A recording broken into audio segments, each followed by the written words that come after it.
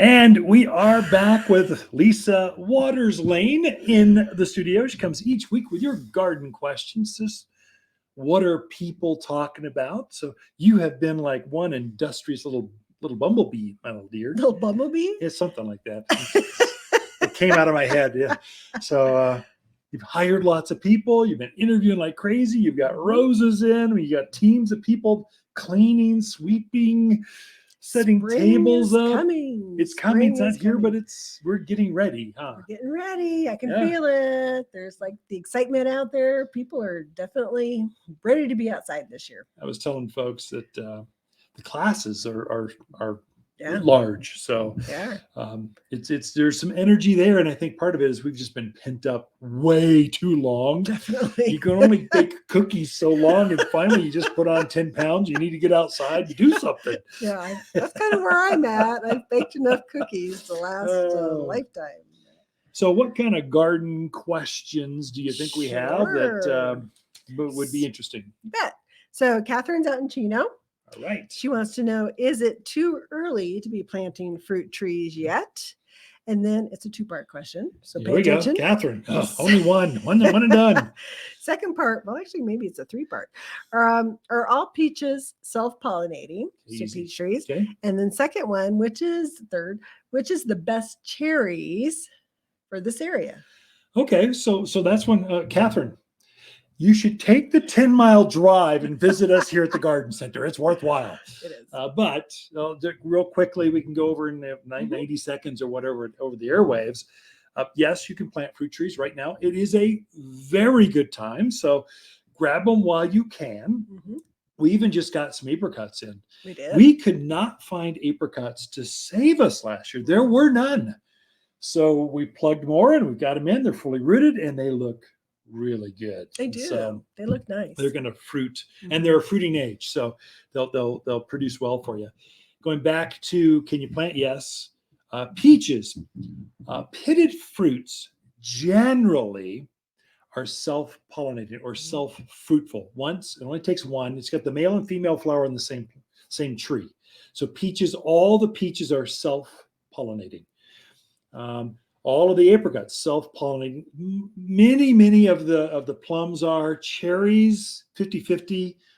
So it just depends. They all do better if you can get different varieties. Put a Glenhaven and a Red Baron or an Alberta and a Ranger. You can put two varieties out there. You'll do better. The fruits will be bigger, but it will produce by itself. Mm-hmm. And the other one was cherries. Best cherries. Cherries are going to be, generally takes 2 cherries to have good cherry crops. Now, there are some varieties like your Lapins. I think the sour cherries, all the pie cherries. Stella's a sweet cherry that will produce up by itself. So there's some, but they'll do better if you got multiple. So Bing, Black Tartarian, that takes 2. So generally in Chino Valley, you got a little bit bigger properties out there and unlimited water, a lot of you. So get 2. Yeah. But if you want, you can have 1. We've also got a number of, they call them cocktail trees. We've grafted several varieties of peaches or an apricot peach and several varieties of apples on the same trunk. So one tree can have 3, 4, 5 different varieties of fruit on the same tree. Now they're designed to help each other fruit better. So now you just have one and they all pollinate each other. So there's ways around it. And we're trying to bring in more of those cocktail trees because there's so many small yards here. The smaller lots, you just don't have room for 3 trees. You have room for 1, but I want apples. We got you covered here at Waters Garden Center. So yeah, that's true. We're actually getting some really cool trees. I'll probably talk about it next week. Okay. But we are getting some pretty cool fruit trees in. Yep. But our next question is from Lena. Wants to know, she's new to the area, wants to know when is the best time to be putting in those cool season veggies, your lettuce, kale, Swiss chard. When do you plant those? I had someone obviously from the Valley or Palm Springs or someplace. They were looking for tomatoes. It's just not time. So, but cool season. Yeah. We probably have those coming in. So the roses arrived. So probably the cool season will be in a couple of weeks. So usually just after Valentine's, we'll start bringing in all the leafy crops. So like Lena's asking. the cabbage, kale, Brussels sprouts, all the things you're harvesting, the foliage or the stems, broccoli, cauliflower, spinach, lettuce, will all be in then. And you can put those in now. So get your soils ready right now and let it percolate. Pray for another storm. Yeah. Get it all set. Mhm. And then you need some moisture to kind of settle things down. And then by the end of this month, the latest, you can start putting those things in the ground. I would say potatoes, onions, garlic, asparagus, all that stuff, strawberries. They can probably all start going in by the end of this month. But for sure, March, you are full plant mode by then. So it's time. Okay. Lena, come talk to us. Come visit. We're lonely here. No. Well, yeah, we are.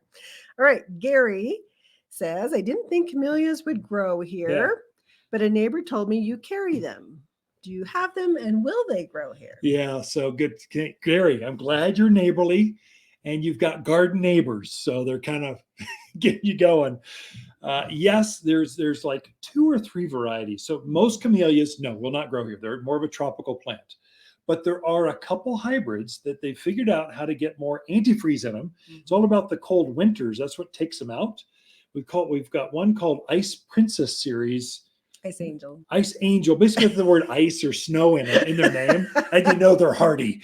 The flower will be maybe 4 or 5 inches across, not the ones that are as big as your hand. Right. But they compensate for just more blossoms. They'll have twice as many as a standard tree type of camellias, let's say from California you're used to. That's probably Gary's from the West Coast. We'll call them out, but they grow a lot of beautiful camellias in the Northwest, that area. Yeah.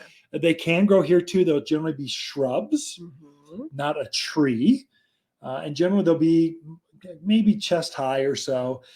They generally like a little more shade than sun, although they'll take some sun. They just don't want that midday in June. Right. That's really hard on them. None of us do. Yeah, especially camellias. But yes, you can grow those. I only have those in the winter because it's a winter bloomer. As soon as maybe we've got 40 or 50 of them right now. When those are out, we're gone for the season until the next winter. And they are very heavily budded right now, like a rhododendron. They've got that big, a heavy bud on them. So it's time to plant those, get them in the ground, put them in pots. They're great at the front door in a big container. They're glorious. They're evergreen. They smell good. They got a lot going on for them. Underneath a covered patio or something. That's a place to put them. Yeah, definitely. Well, by golly, you're short-winded today. Usually I have 3 questions and then we never finish them all. So what's the most exciting? You've had so many plants that came in this week. What's the most exciting thing you've seen that you kind of went, oh, I want one of those at our house, which we're packed, but there's always room for one more. Well, whatever. Okay. Well, we got 2 loads of houseplants in this week. So if there's a houseplant that we don't have, I would be amazed. It's a jungle in there. It is amazing. And I'm going, I want that one and that one. And I'm like, oh, I'm already got a lot, but I have a few picked out. I got a Rex begonia. Oh, nice. Is it in bloom?